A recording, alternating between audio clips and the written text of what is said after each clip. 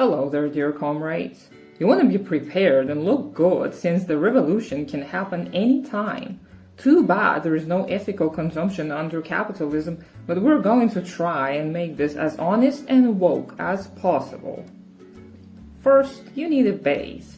You have to wear sunscreen or else your pale-ass face may develop cancer. If you're a person of color, good luck finding something that is not going to give you the whitest or the ashiest of complexions. You can attempt to solve this problem by mixing in a tinted product, a BB cream, a CC cream, a tinted sunscreen, a tinted moisturizer, a DD cream, a foundation. Why are there so many products that are basically the same? Oh no, they're not the same. See, this one is sheer and has a pink undertone. This one is semi-sheer with a matte finish.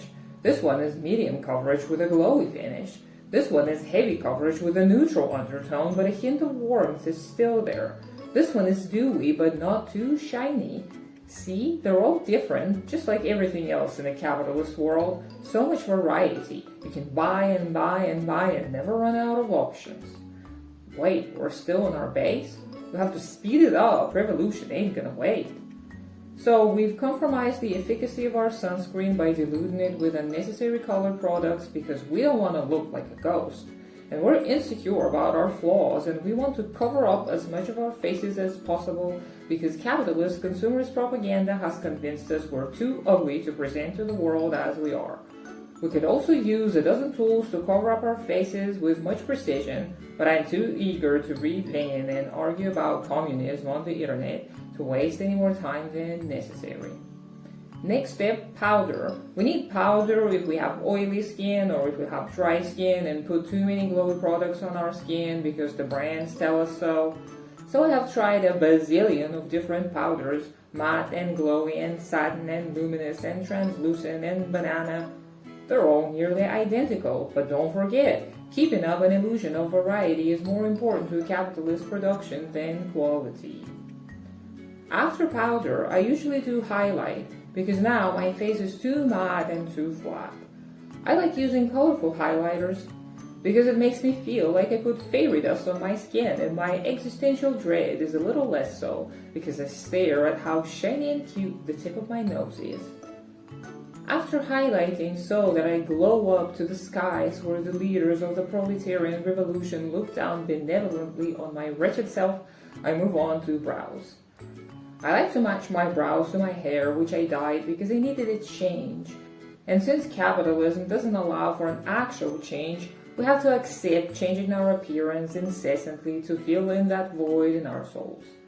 I use a colored mascara to cancel out the natural darkness of my brows, and then I give it time to dry before going in with the powder.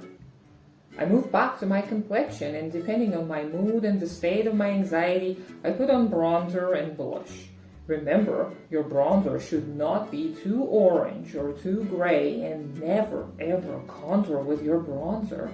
You can use a glowy bronzer that contains mica that the slave children have mined, but it can be cruelty-free with a little lippy bunny because it's not tested on animals. Blush is crucial. You can pick out of a million pink shades that all look the same, but the packaging is cute and different, so it's okay if you have 10 of them. I use a wave technique for my blush application. It makes me look sun-kissed and youthful, so I can forget that I have wasted my youth chasing profit.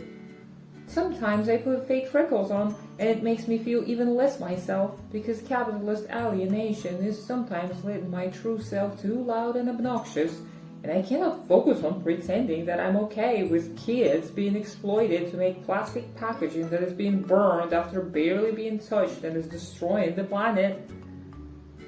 Then I move back to my brows and fill them out with colored powder. I'm using a bronzer at the moment because I don't want to be wasteful and pay money for a specialized brow powder. I'll waste my money on other useless stuff instead. For example, and we're moving on to lips now, I can pick from hundreds of lip products I have accumulated over the years of my shopping addiction, and today I think I'll go with this indistinct lip gloss that looks identical to the dozens of others I own, but its packaging is calling my name today. And it's not at all saying, you will never use me up because I'll expire and go rancid way before you even remember to use me again. Oh, I almost forgot about lashes. I don't care about eye makeup generally, but I have been brainwashed to believe I need something on my eyes, or else I am not done enough.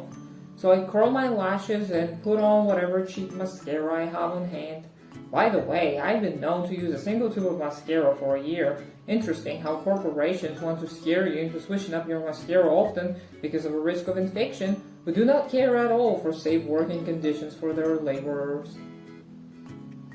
Now, my makeup is all done and it only took out 30 minutes out of a day filled with anxiety over impending climate catastrophe. Now I can feel better about the pile of plastic waste I have accumulated and not feel as hideous as I usually do because I have complied with some patriarchal expectations of what a woman is supposed to look like. Off to a good day of reading angles and fighting libs on the internet and not leave your house because, ew, there are people outside. And wait for a revolution. Always wait for a revolution.